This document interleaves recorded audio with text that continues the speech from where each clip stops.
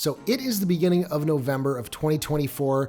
2025 refreshed Ioniq 5 and EV6 are both due out within the next month or two. And I'm getting asked almost constantly, Corbin, what do you think I should do? I need a new car. Should I wait for the 2025s or should I go ahead and try and get a really good deal on a 2024? So in today's video, we're going to talk about that a little bit, and I'm going to tell you guys what I think you should do depending on your circumstances. So if you guys want to find out more, then stay tuned. Hey everyone, it's the Ioniq guy. If this is your first time to the channel, welcome. My name's Corbin. I cover all things Hyundai, Kia, Genesis, EV related. Before we get into things though, I just wanted to let you guys know that my memberships for the Ioniq guy YouTube channel now include a cheaper level called Eco Mode. It's only 99 cents. You get some cool badging. You can use Ioniq 5's as emoji in the comment section if you want. And it's just a way for you to show your appreciation for the channel. So I just wanted to give a special thanks to the 25 people who are currently members of the Ioniq guy. Your support means a lot to me. I really appreciate it. So if you live under a rock or aren't a regular viewer of the Ioniq guy,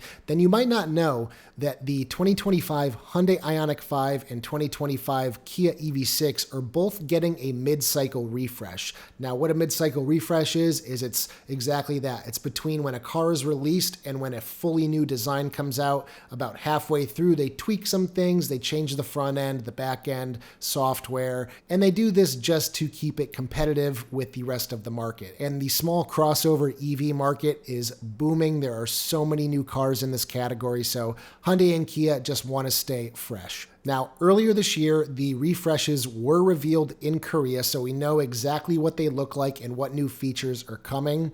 Unfortunately, Hyundai and Kia have not released specs and trims for the United States at this point, so we don't know for certain which features aren't and are coming to this market. Now, typically, Hyundai and Kia both save a lot of their really fancy high-tech features for their home market and sometimes Europe, and a lot of that stuff usually gets left on the cutting room floor here in the United States, which really sucks, but it's just the way it is. So if you haven't already seen my videos about all these changes, I will leave links in the description for you to check out. There's a lot of stuff to talk about, so I don't want to completely rehash it in this video. But a question I keep getting on almost a daily basis is, should I wait or should I buy now? Me personally, I think you should wait. If you can wait, especially at this point where we're only a month away, definitely wait. In my opinion, the 2025s are a vast improvement over the 2024 Ioniq 5 and EV6. The major changes are bigger battery, which means more range for the Ioniq 5 rear windshield wiper.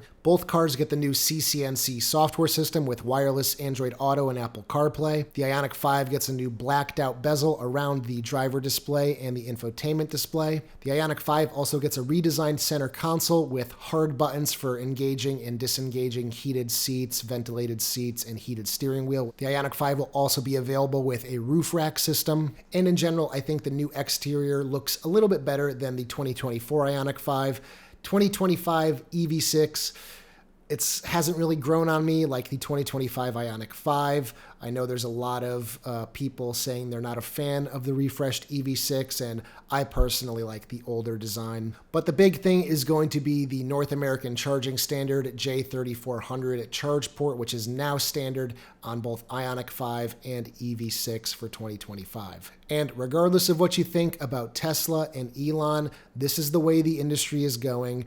All manufacturers are going to be adopting the North American charging standard going forward. Now, some of them might not be for a year or two, but it is a change that is happening. So if you want to try and avoid it now, you can, but in the future, it's going to be the standard charging port. But it uses the exact same protocol as CCS1, so you can use adapters no matter which charging station you are at. That's one of the big considerations here. If you do exclusively DC fast charging, maybe you don't want to have to deal with that adapter every single time you charge.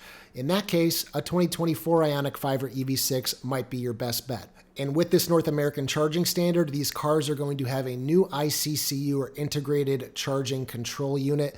And this has been an issue with existing models, is that they've had problems with these units failing. So hopefully with this redesigned unit, we'll see less field failures of the ICCU. So that is another consideration. Now, if you're somebody who keeps a car for a very long time, I would say definitely wait for the 2025. It's definitely a car that's going to be supported for much longer than the existing 2024 Ioniq 5. And we're already seeing this kind of happening. The 2024 Ioniq 5 is definitely not getting as much attention for its software versus the new cars coming out with CCNC. The updates are much more lackluster, and they're already beginning to come less frequently. So it's easy to think that in the next few years, the current Ioniq 5s and EV6s might not be seeing any software updates whatsoever, versus these new 2025s will likely see updates into the foreseeable future. So the Kia EV9 has been out for almost a year now, and that has been getting very frequent over-the-air updates to solve little issues that it's had. So that is really nice to see. And I think it's a sign of how things will go with the Ioniq 5 and EV6 as well. Now, if you're somebody that likes to lease your cars and say get a new one every 2 or 3 years, you might just want lowest cost of ownership, and obviously with leasing, you're going to save a lot per month. If you are looking for a lease, sometime in the next month, you're going to be able to get these things for a total steal. I mean, I was looking earlier at the new incentives for November.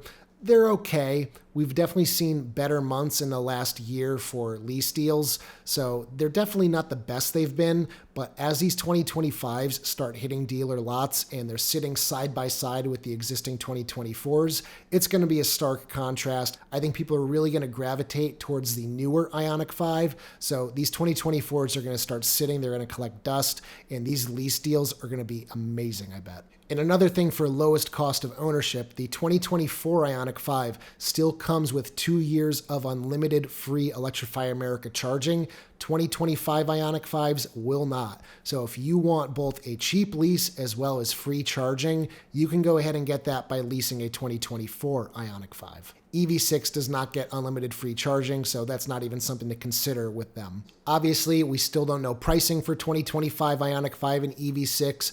I'm hoping at least with the Ioniq 5, we may see prices come down a little bit now that it's being built in the United States, but that is just complete speculation. I really have no idea. As far as I know, 2025 EV6 is still going to be manufactured in Korea. So there you go, guys. Those are my thoughts on whether you should buy now or wait. Let me know down in the comment section what you're planning to do. I know a lot of you are thinking about trading in your 2022s or your 2023s for this refresh, so let me know what your plans are. Check out my store at ioniqguy.com for accessories for your Hyundai, Kia, or Genesis EV, including the walkaway door lock device, which now has well over 100 5-star reviews. Basically what it does is after all the doors of the car are shut, 10 seconds later, the doors will all lock shut. This is a feature that a lot of cars have, but for some reason, Hyundai, Kia, Genesis don't. And as always, I will see you guys in the next one. Take care, everybody.